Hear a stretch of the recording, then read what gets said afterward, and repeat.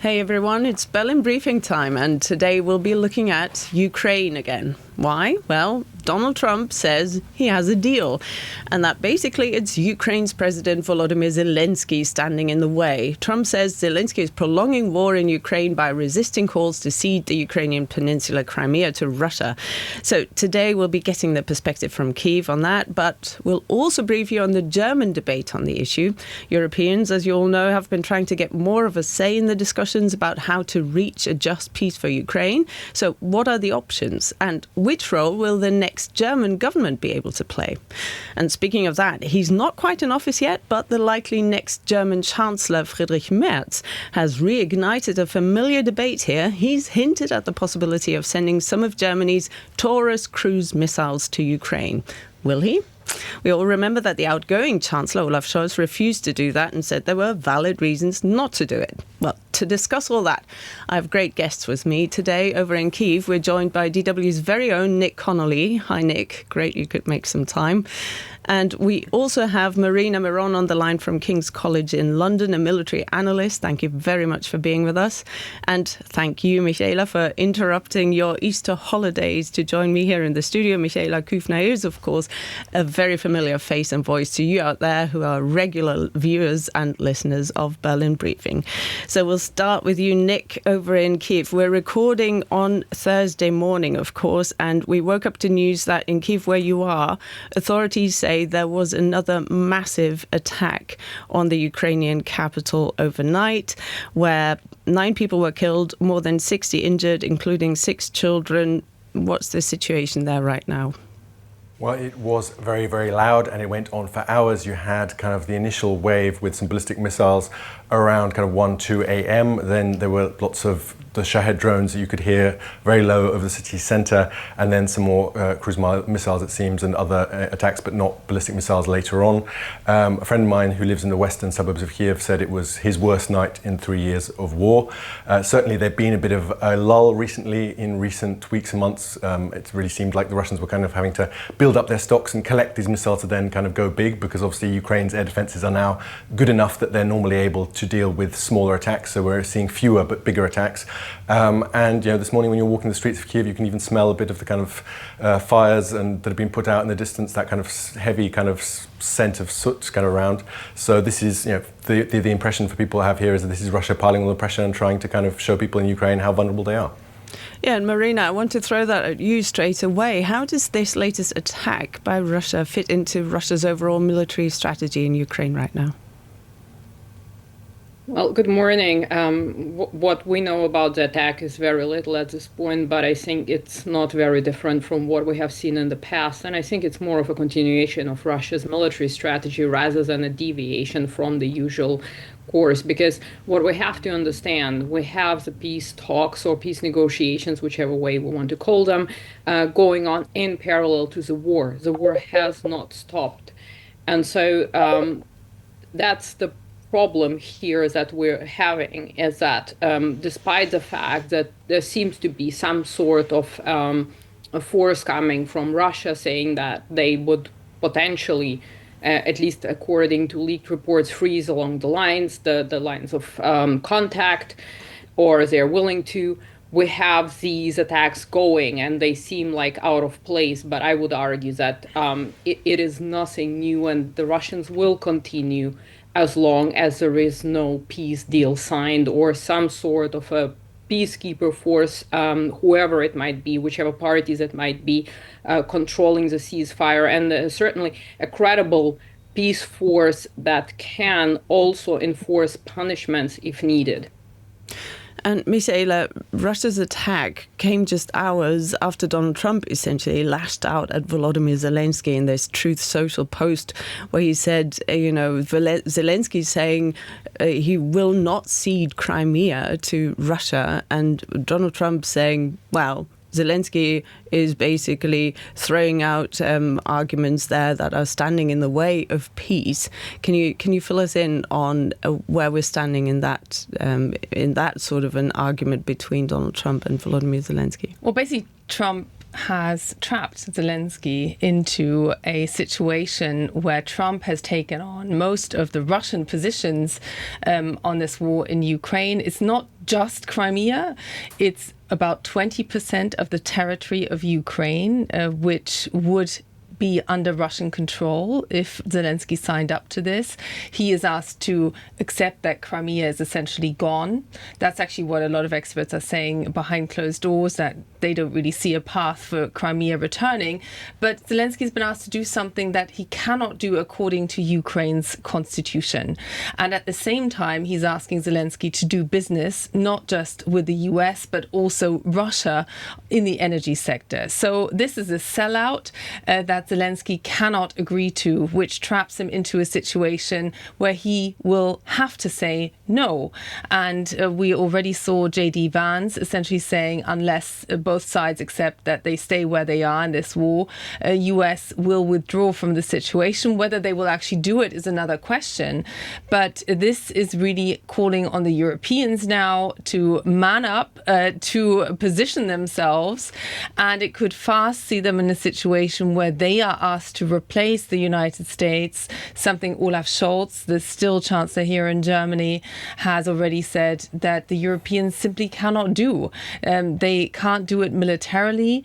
Funding is also an issue, although that could be, there are solutions to that, also by seizing Russian-owned money here in the EU. But this really is a pivotal point, and there is no easy way out for Zelenskyy. It could create more arguments for Donald Trump to simply abandon Ukraine and to withdraw military support, which would leave Ukraine exposed to a Russia that has already essentially changed its own economy to a war economy, whereas Europe continues business as usual, as unusual as it is, in the midst of a trade war that's brewing. So a very complex situation right now that is leaving Ukraine, and particularly President Zelenskyy, very exposed. But Nick, in Kyiv, what was the reaction to Donald Trump's Truth Social post? I think it's not unexpected, right? We have a situation where since that Oval Office bust up, we have a kind of impression among many Ukrainians that Trump is playing on the Russian team and that he is loath to criticize Russia, right? When you had that attack that killed so many civilians in Sumy, he was keen to say that it must have been a mistake by the Russians to take any opportunity to kind of take the burden of responsibility off them, and then on the opposite side pile in and blame the Ukrainians for anything that annoys him. Coming back to what Michaela said, I think there is a really easy alternative here. Obviously the Russians want more, but the Ukrainians, even pre-2022, were willing to say, we are not going to try to retake Crimea by force. We are willing to park it like West Germany did with its territories after the Second World War. We will leave it to some time in the future, but recognizing it and saying, yes, this is Russia. Yes, international business can do trade with Russia in Crimea, take off those banking sanctions. That is something that's just not going to happen. This is also a situation. Crimea is very present in Ukrainians' minds, right? You have lots of people who have fled Crimea who are here in Kyiv. They're especially the minority there, the Crimean Tatar population, that are under a lot of pressure from Russian security services, lots of them in jail. I think it's just a political impossibility for any Ukrainian president right now to say, yes, that's all Russian, here you go, we accept it, because then the expectation is that, a couple of years down the line, the Russians will expect the same for the occupied territories in eastern Ukraine, that Ukraine says, yes, Kherson, Zaporizhia, Luhansk, Donetsk, that's also Russia. Given a situation where you have President Putin basically saying that Ukraine is a historical mistake, an artificial country that needs to be brought back to the fold, there is a sense that if you agree to that on Crimea, that is just the beginning, and soon enough the rest of the country will find itself under Russian occupation, and then having that legitimized not only by Ukraine but the outside world just rewards that kind of aggression. But, we heard Donald Trump's spokeswoman say that the US president is losing patience, that enough is enough, and that things need to move on, or else the president himself will move on and will essentially focus his attention elsewhere. So all of these things that you and Michaela have just mentioned, Nick, they don't seem to be heard by the US administration, what is not possible for Ukraine to do. He wants to hear something that Kyiv is prepared to give. So what is Kyiv's strategy if they want to keep the US administration on board? Well, I mean, right now, when you talk to political experts here in Kyiv, lots of them are just talking about kind of how best to manage that divorce, as it were, from Washington. Lots of people here basically have come to the conclusion that the Trump administration is going to check out sooner rather than later, and that it's now a question of damage limitation to make sure that kind of that divorce, as it were, happens on comparatively better terms. That, for instance, Trump doesn't stop US companies selling spare parts to Ukraine or allowing Europeans to pass on American-made equipment to Ukraine. That maybe, there's no expectation that there are going to be new packages of US aid, but that on commercial terms that'll be possible, that maybe some of the intelligence sharing might continue. I think there is a sense that Trump's mediation is not doing anything that is useful for Ukraine, right? There is no added value right now. One analyst off record put it to me yesterday. He said, if we wanted to capitulate, we don't need Donald Trump's help doing it. Yeah. And of course, the US has also said that it could potentially lift the sanctions against Russia. So what should the Europeans do, Michaela? Do you believe that the Europeans will show essentially self-confidence and say, but our sanctions will remain in place? We all remember that everything the Europeans have done in the last 3 years since the full-scale invasion of Ukraine, that has been in accordance with the US. So, Europeans impose sanctions on Russia, the US imposes sanctions on Russia. If the US lifts those sanctions, will the European sanctions remain in place? Well, I struggle to imagine that the Europeans would simply drop them. I think this is a pivotal moment where the Europeans also have to become more independent from the United States. What is striking is that the way Donald Trump acts is as if he can afford to do whatever he likes. And that seems to be his outlook on geopolitics. But there are consequences that will haunt him.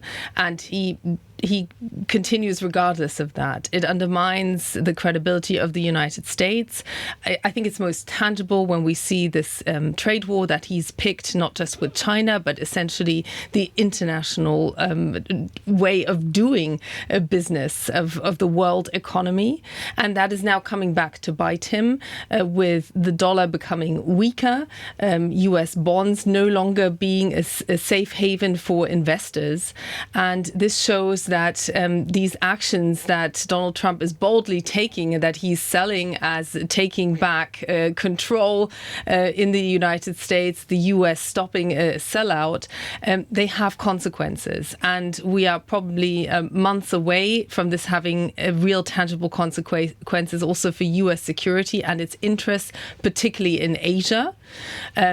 Taiwan, of course, being the key issue there. If he abandons Ukraine, this is a very tough nut to crack for the Europeans, but they're not left without any options. There's some 300 billion in frozen assets, Russian money, essentially. There has been a hesitation for fears of undermining the credibility of the European Union for investors, but that clearly is eroding as we speak because the Europeans are running out of other options. But it leaves the very concrete concern of what Ukraine can do militarily without US support. That is the really tough challenge right now, because the Europeans, even when they throw everything they have into Ukraine, is potentially not going to be enough. And that's where Marina comes in, of course. Marina, what can the Ukrainians do? I just wanted to add something to what Michaela said briefly, because I would like to approach the analysis of Trump's actions from a completely different perspective. For the Trump administration, resolving the Ukraine issue, resolving the tensions with Iran, potentially with Russia's mediation, settling the Gaza matter is very important, because the domestic problems are very grave within the United States. And this is something that the administration should turn attention to. So from my understanding, this threat to withdraw from negotiations has also something to do with the fact that the situation domestically is very difficult and might boil over. And that's where the primary attention should be focused. And as far as Ukraine is concerned, well, it is very difficult because, Nick has mentioned the sentiments within Ukraine and the issue with Crimea. Now, let's look at it from a practical perspective. What can Ukraine essentially do with the assets that it has at its disposal at this very point? How can it retake Crimea? And if we look at the 2023 counteroffensive and the state of Ukrainian forces at that time with the equipment that they had, right? So how many years or decades will it take for Ukraine to be capable of actually retaking Crimea by military force, right?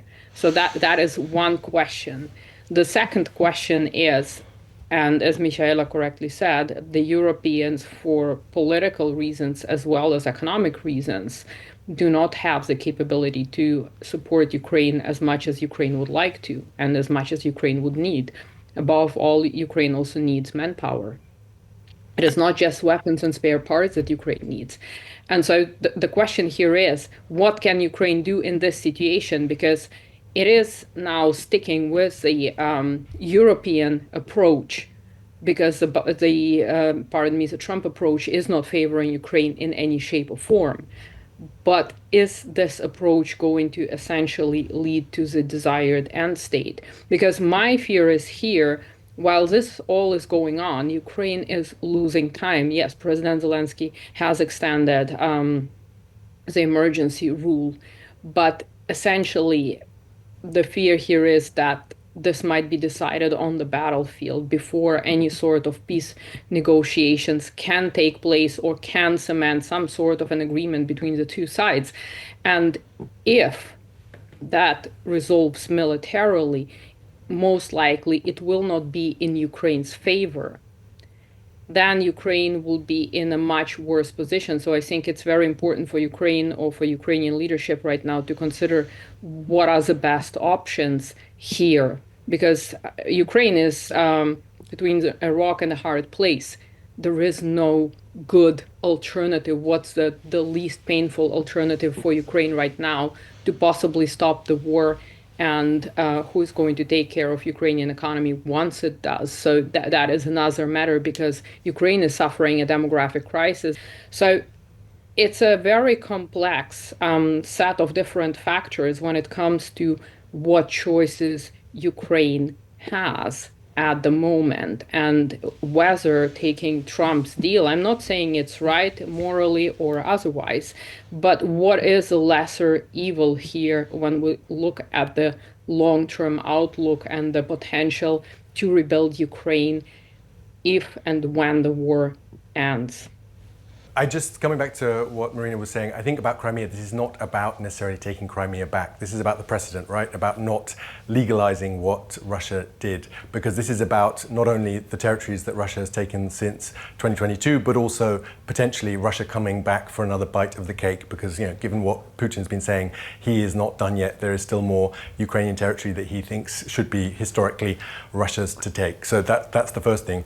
As for the deal, I agree with Marina. There is a lot of difficulty there, just keeping the ship going, keeping the economy upright, trying to make things even in the current kind of regime of war carry on as it is. But I think the real kind of breaking point for any deal is the fact that this Trump peace plan has no real kind of provision for security guarantees, for some kind of guarantee to Ukrainians who are still here, that lots of promises. 5 years down the line, 2 years down the line, Putin won't come again.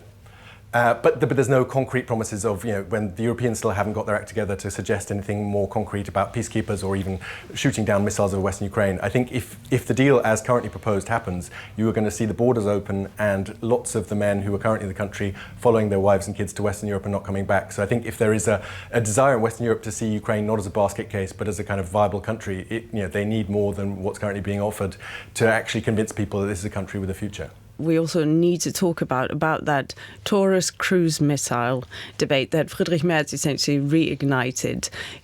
Michaela, if you could just sum up, this is a debate that here in Berlin was held last year already, when Ukraine said it needs this long-range weapon in order to strike into Russian territory as well, essentially eliminating all the threats that military infrastructure, etc., where rockets are launched from Russian territory into Ukraine. And Olaf Scholz always said he has a very good reason not to send those Taurus cruise missiles. Well, in a nutshell, Olaf Scholz fought a re-election campaign, which he lost, on the ticket of being a chancellor who reflects and who doesn't recklessly simply hand over all weapons Germany has.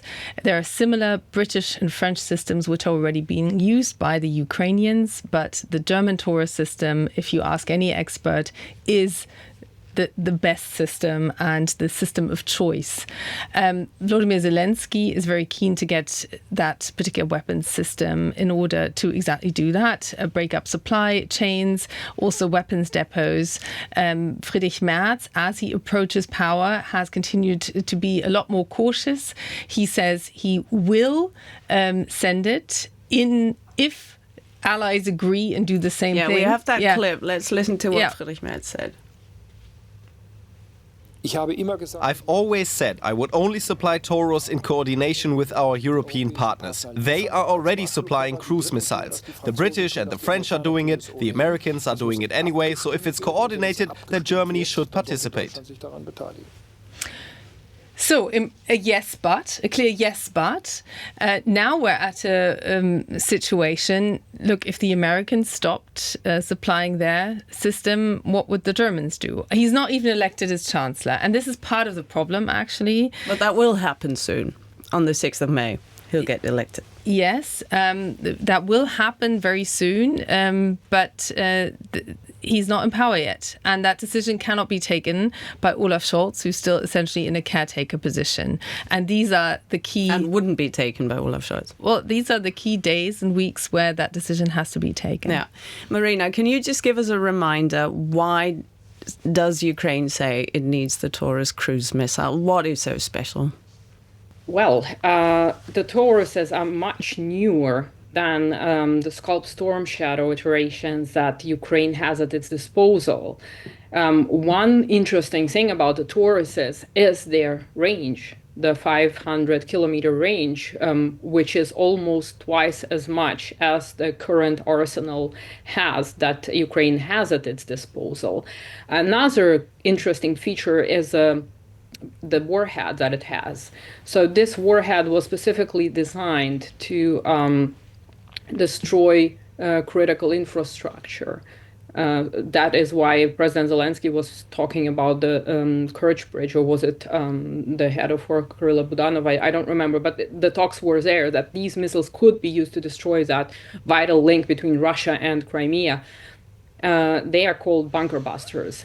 And these are cruise missiles, which, it has their downsides because they're much slower. They're traveling at subsonic speeds, Mach 3, if I'm not mistaken. So they can be intercepted, but they are also smart and have several different navigation systems, not just GPS, meaning that it will be very difficult to jam them.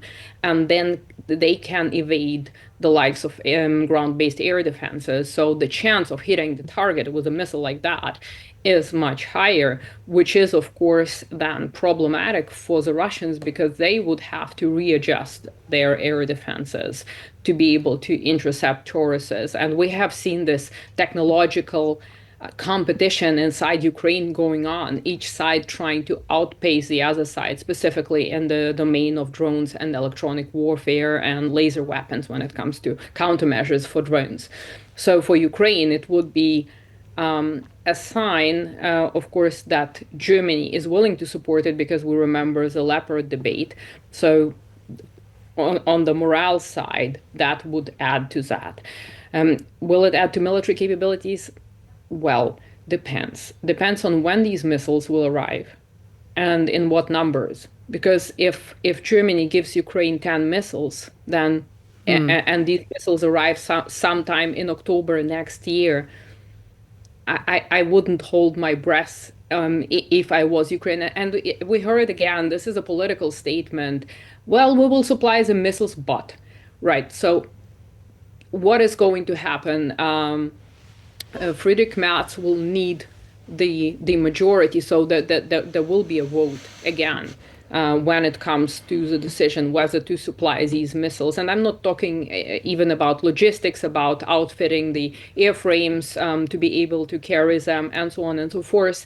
Sustainment, maintenance, all those things. It's not just you just send those missiles to Ukraine and tick the box and say that's done. There are so many other things that have to be taken into account. But the problem is that when we hear such statements, yes, but if if we get that doesn't give me good feeling, shall we say, when it comes to the prospect of Ukraine receiving a significant number of these missiles in order to make a strategic difference on the battlefield. And we have to remember that they're very expensive systems. They also don't exist in huge numbers in Germany. We have several hundreds of them, but only about 150 or so could be used right now. That's what military analysts here in Germany are saying. And, the maximum that Ukraine could receive from Germany is estimated to be around 100, but that is a huge cost as well for the new German government. So that would be a tremendous commitment by Germany to do that. And I just want to ask Nick on that. Nick, by saying that Ukraine needs those cruise missiles, when everything that we've heard in this discussion, but also in general about the prospects of Ukraine actually winning when they're so slim, is Ukraine's idea to essentially buy itself some time with state-of-the-art weapons like this? I mean, I think we have to quickly just kind of remind ourselves that, what is winning, right? I mean, the one winning is obviously going back to the 1991 borders, taking back Crimea. That is not on the cards anytime soon. But winning right now seems like, holding the front lines for longer, seeing Russian losses really go up, and they have been very significant. And, end of last year, we thought the Russians were imminently going to take a place like Pokrovsk, and they still haven't done that months down the line. So there is a significant cost to what Russia is doing. And I think the Ukrainian vision of winning right now looks a lot more like holding out till a better deal is possible, till the Europeans get their act together and provide serious security guarantees, till a kind of serious also commitment to provide weapons in future if there's not going to be NATO membership, but then bilateral security deals that actually mean something and actually have real kind of hard and fast commitments. So I think that's the one thing. As for the kind of debate on Taurus, I spent the last couple of days talking to experts here. Some of them bring up the same arguments that Marina did about the kind of value, especially for attacking that Crimean bridge and cutting off Russian logistics there. Ukraine's obviously tried to attack that bridge with other means, and it hasn't, fully. It's maybe put it out of action for a couple of hours or a day or two, but not fully. So that is obviously important. But I think there is also the kind of other perspective on this, that this has just become a kind of symbol, and that Ukraine basically, can give up on expecting this actually to happen, but just keep on asking the Germans. And then in return, the German leadership, be that Merz or Scholz before him, can tell their more skeptical party members of parliament, look, I'm responsible. I'm not going to take risks. I'm not going to make us a party to this war. I won't send tourists, but I will send all this other stuff. And that by asking for this difficult thing, Ukraine's basically creating kind of political space for Germany's leaders to then find more money for things like Patriot air defense systems that are politically less problematic, but also cost a lot of money. So that this basically becomes this kind of proxy situation where Germany is constantly saying no, but then offering alternatives. Yeah, and of course Russia is essentially also already reacting to this debate about the Taurus cruise missiles, and maybe we can just listen to what a Russian spokeswoman said on the issue when she heard that this debate was coming back to the Berlin stage. A strike using these Taurus cruise missiles on Russian critical infrastructure will be assessed as the Federal Republic of Germany directly participating in military action on the side of the Kyiv regime, with all the consequences for Germany. Yeah, and Russia's top security official, Shoigu, has already also doubled down on that and said, we would reserve the right to use nuclear weapons if Western weapons were used to attack Russian territory, or also, he mentioned, Belarus. Yes, ask any Baltic leader. They will tell you, just 1 second, they will tell you that Russia is very good at creating fear in any society. And using that nuclear threat. If you look at the polling here in Germany, there is still an underlying assumption that Germany is in no way party to this, although security experts are speaking already of a hybrid conflict that we're in, shying away from using the word war. And this statement also from the Kremlin turns the logic of Friedrich Merz on its head. During the election campaign, he said, and he's still likely the next chancellor, he said that he sees a Taurus as a weapon that could be delivered unless Russia stops destroying critical infrastructure in Ukraine, because the Russians are going after energy supply, after also there were these attacks on hospitals, so civilian targets. And this is what Friedrich Merz, I feel like saying back then, said should be the bargaining chip to turn the dynamic on its head with Russia. This feels very dated as we sit here and speak about it right now. So there's still a huge space between that rhetoric and what will actually happen on the ground. But clearly, this is a fear that exists here in Germany and that impacts a German public, and that will therefore influence how any chancellor and Olaf Scholz, he made it his signature policy not to deliver the Taurus system, but he's also not facilitating any training on the Taurus system, because it would take months for Ukrainian troops to get trained on this before it could even be delivered and then used in Ukraine. So it just shows that there's a huge gap between this rhetoric and what will then become political action. And Nick, you wanted to add something? I just want to say that with these kind of statements from people like Maria Zakharova, the foreign ministry spokesperson there, I think you need to take a significant pinch of salt. Yeah. These are people who, as Michaela said, are trained to try and sow kind of panic or work on those fears in Germany. I mean, I think it's also interesting if you look at the kind of rhetoric that's been coming out in the recent weeks. We've had basically Russian state propaganda talking about rapprochement with America and that Euro-fascism is now the problem. You had kind of Second World War style cartoons of Ursula von der Leyen as this kind of militaristic enemy of peace in Ukraine, who's kind of telling the Ukrainians to keep dying, keep fighting. So the kind of propaganda machine has now decided that America is no longer the problem, and it's now Europe that is the party of war. I think we're going to have to expect more of this in the coming weeks. Yeah. Just briefly, Sure. What should have we been expecting from Russia to say, sure, send those missiles, we're happy? It is kind of a logical response, and we have heard that before. What we have to understand, and to build on Nick's point, is that there is another dimension to this war, and this is the information war. And that has been going on for much longer than even, say, 2014. And if you look at the First World War, Second World War, in any war, governments use information for their political objectives. And we have to be careful, because it's not the information that we officially hear that might be harmful. It is information operations that are being conducted inside Europe. And I think that is a bigger threat. And so what is essentially created is a big cloud from the top of this kind of, yes, we just you dare to send those missiles. So we focus our attention not where we should be focusing our attention, and I'm talking about internal security of European countries. Yeah, and information war is something that we'll definitely do a Berlin briefing episode about in the next weeks to come. But of course, we'll also have to look at how the next German government is actually forming. I've already said it, on the 6th of May, we're going to see the election, very likely election of Friedrich Merz as the next German Chancellor, and then we'll know who the cabinet members are. We'll give you a full briefing on what we know about who's going to be positioned in which ministry, etc., as soon as we have those details. But do send us your comments. We're on YouTube, we're on all the major podcast platforms, and we're also on TV at DW News. So thank you very much for watching and for listening wherever you are.